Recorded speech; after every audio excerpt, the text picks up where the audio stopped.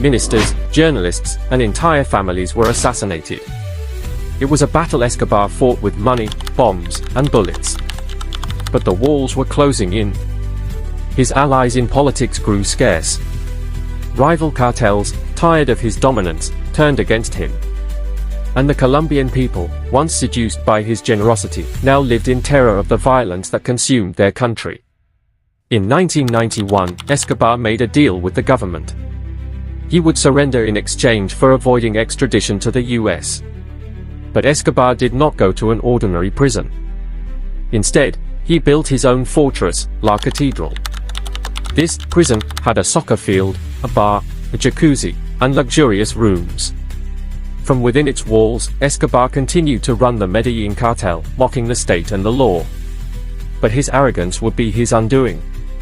When it became clear that Escobar was still running his empire from La Cathedral, the government tried to move him to a real prison.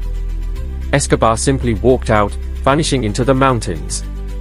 He was free again, and the greatest manhunt in Colombian history began.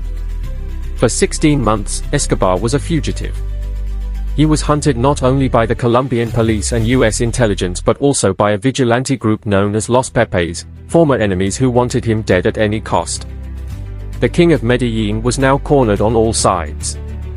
On December 2, 1993, a day after celebrating his 44th birthday, Escobar's luck finally ran out. Colombian authorities tracked him down to a modest house in Medellín where he was hiding with his bodyguard. A gunfight erupted. Escobar tried to escape across the rooftops, but it was too late. He was shot and killed, his body sprawled on a red-tiled roof. The news spread instantly. To some, it was a day of triumph, the end of a reign of terror. To others, especially the poor who had worshipped him, it was the death of a hero. His funeral drew thousands, a chaotic mix of mourning and relief. Pablo Escobar was gone, but the world he created did not die with him. His death left a vacuum that would soon be filled by other cartels, other drug lords, and new wars. The cocaine trade lived on, even stronger, even bloodier. Pablo Escobar's story remains one of the most extraordinary in modern history. From the slums of Medellín to the heights of global power, from a Robin Hood to a terrorist, his life was a tale of ambition without limits.